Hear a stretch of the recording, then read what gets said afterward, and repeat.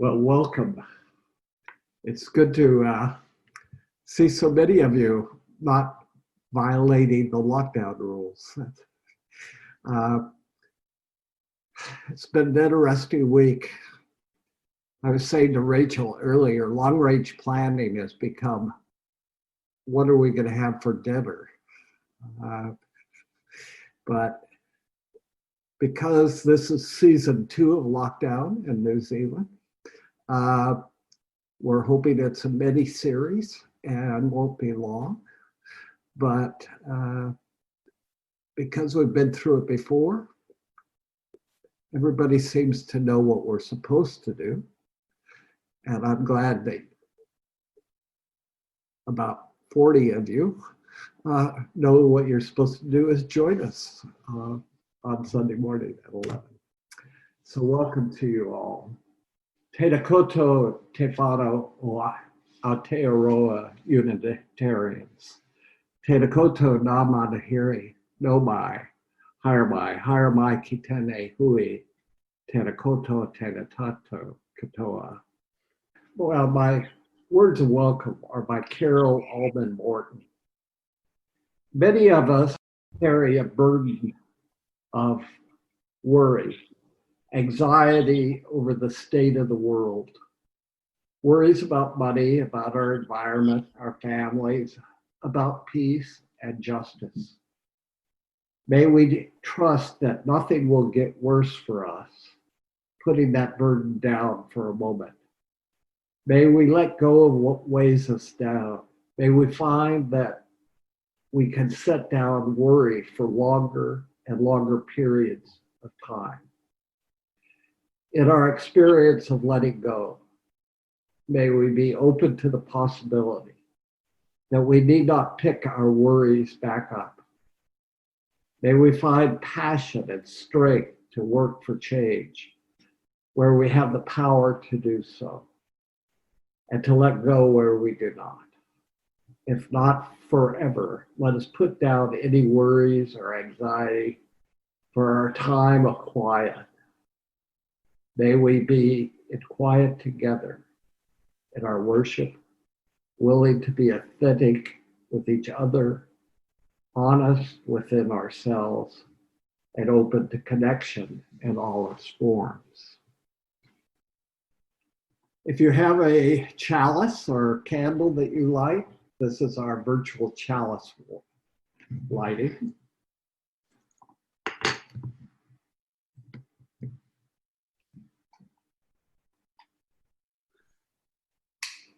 For this 1 hour, spirit of life, we let go. For this 1 hour, may we let go of our anxieties, our fears, our anger, our doubts, our regrets, our petty grievances, and our distractions. If only for this 1 hour, let the flame of this chalice burn them from our hearts and minds and light our way to peace and serenity.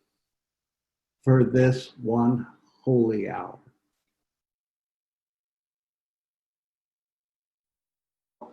You should be able to guess the focus of my musings this week. I entitled them, I Can't Breathe. Years ago, in a very different world than this one, I had a poster in my office of a carefree panda happily munching bamboo. The caption on it read, "Who says worrying doesn't help? Nothing I ever worried about ever happened."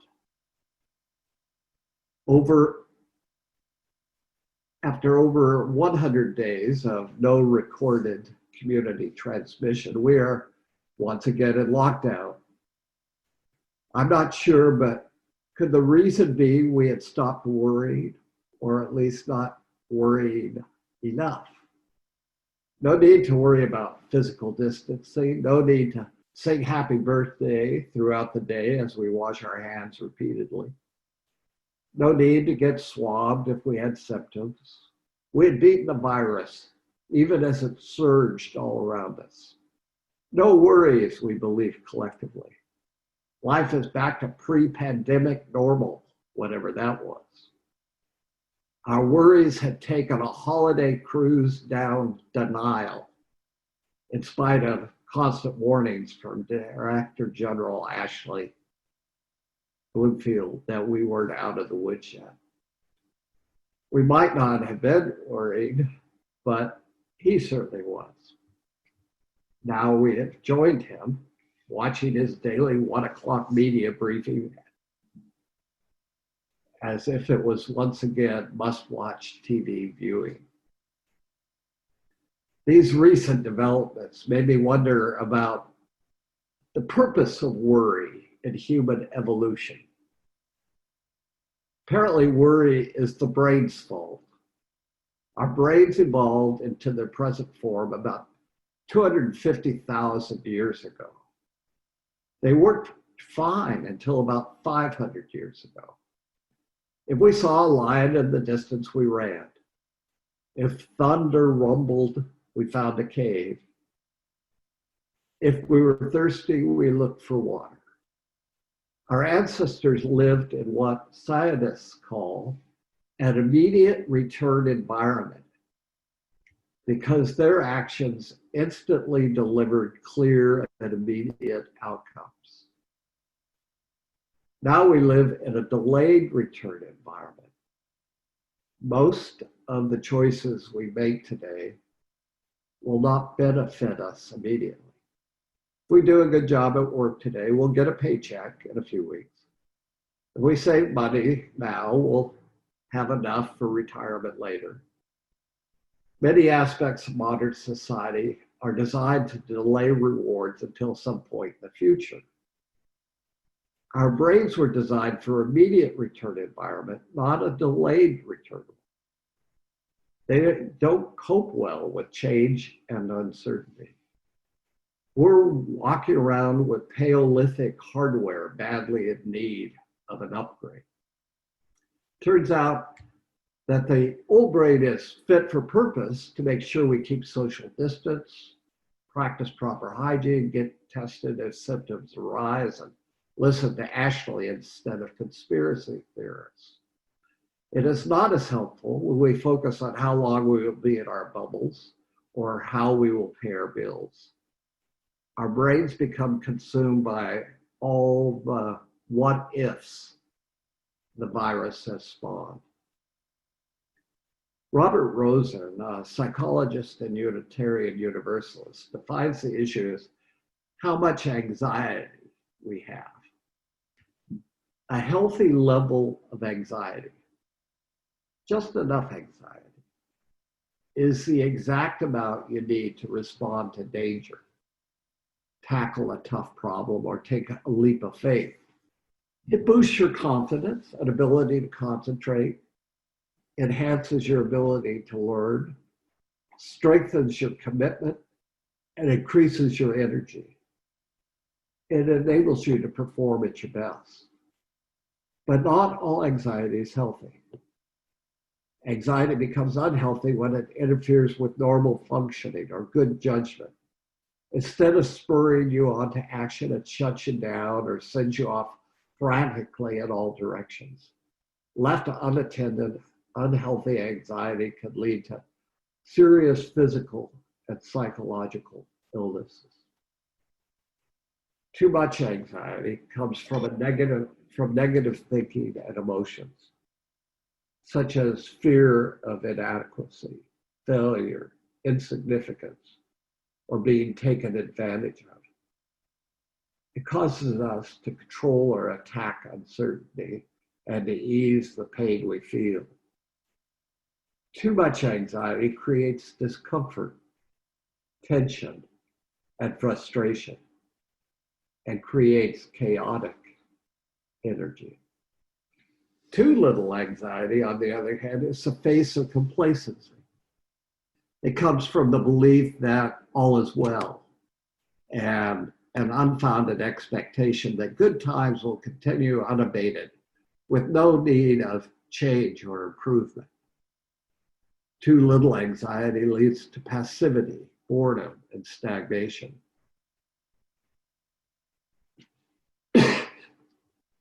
Later, Rosen describes his epiphany.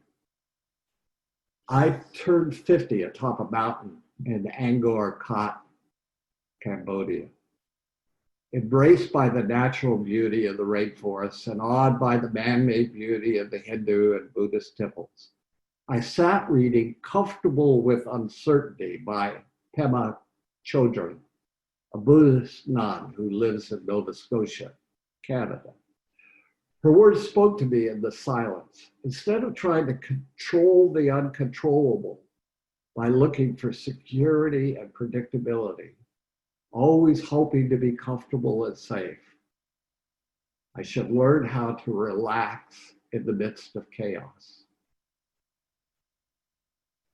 Chodron's words had a profound effect on me, whether it was because of the location or the timing or both. I took to heart the importance of learning to see uncertainty and change as part of life while believing in my ability to manage it.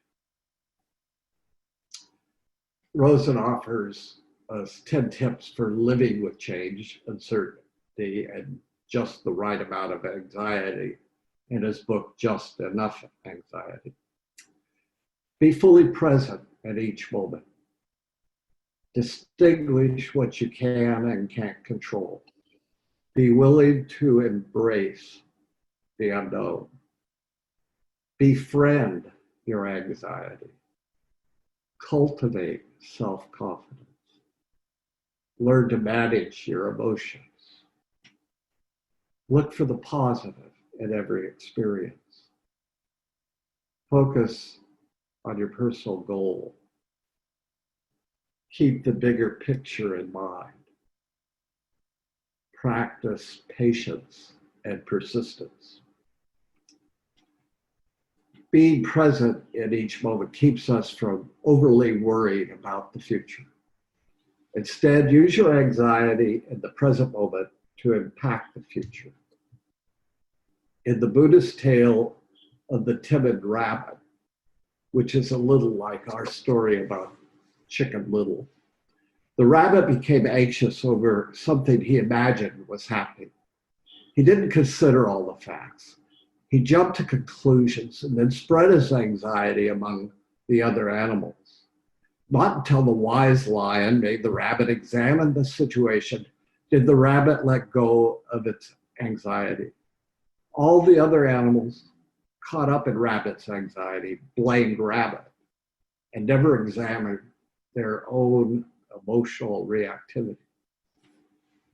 Rabbit might have been less reactive if he'd followed Rosen's 10 tips.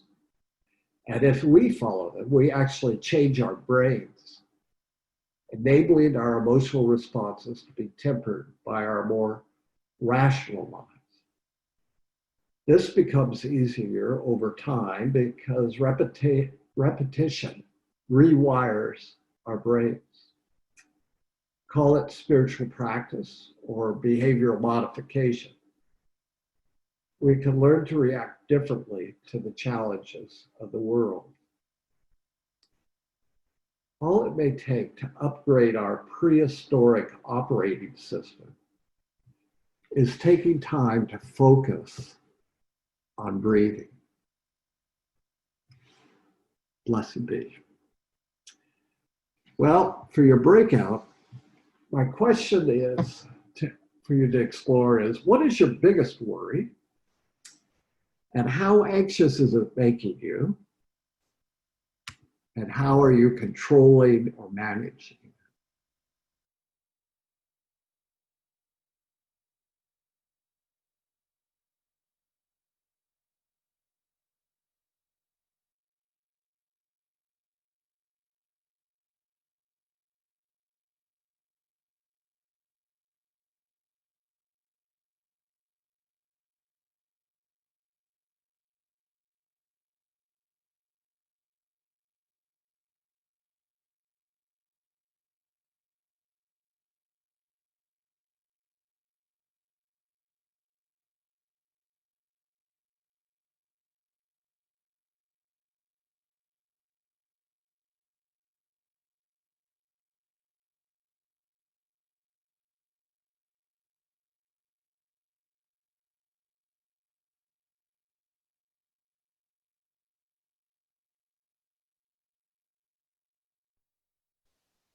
All right.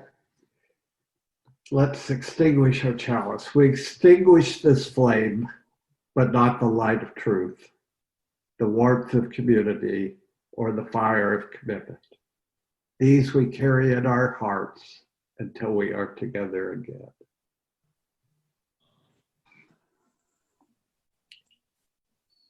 Okay, let me go to closing words. They're by Scott Cooper. We bow our heads in order to imagine not one path, but many.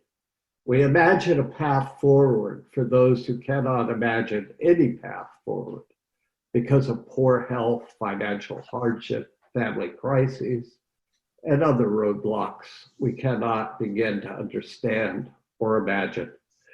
We struggle to imagine a path forward for those who are forced to leave a homeland against their will, and for those unable to leave a war-torn homeland despite their lives being in danger.